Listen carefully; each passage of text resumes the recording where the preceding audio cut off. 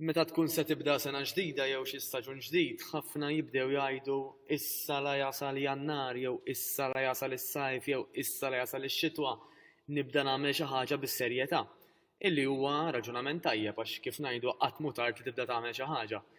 U matul il-perjodu imma ngħidu aħna bejn l-aħħar tas-sena l-mod tal-kelma u s-sena l-ġdida, ikunu ħafna dawk illi qisha ġejja l-aħħar tad-dinja jikkunsmaw ħafna iktar ikel u xorb mis-soltu għax jgħidu u iwa issa ħanibda f'Jannar bil-konsegwenza illi jekk qabel għall-mod tal-kelma ikollhom 10 kilo żejda li qed jafas fuq saħħithom, issa jibda jkollhom 15 jew saħansitra aktar kilos illi qed jikkawżawlhom il-problemi.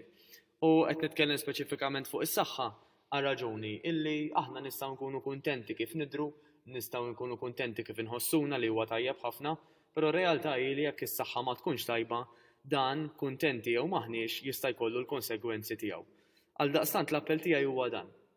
Li għandek tagħmel tistennix sena ġdida jew staġun ġdid biex tagħmlu, ibda għamlu llum u ftakar illi jekk qed tagħmel programm tajjeb kemm għal saħħtek u anke għad-dehra tiegħek, dan ma jridx ikun programm illi ħajċaħdek minn kollox, anzi kemm importanti li jkun hemm xi forma ta' bilanċ.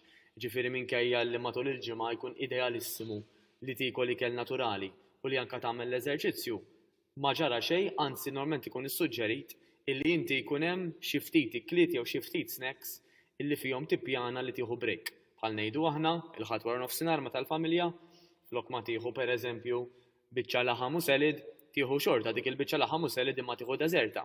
Jew inkella tieħu pizza żgħira minflok il-laħam. Jew inkella tieħu pereżempju żewġ tazzi imbit mal-ikel ma ġara xejn.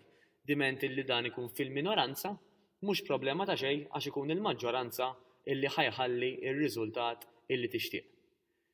Nawguralek is-saħħa u nawguralek illi tibda tieħu azzjoni issa qabel il-lejla u l-lejla qabel għada. Jien Mattejus Grasso nawguralek minn qalbi.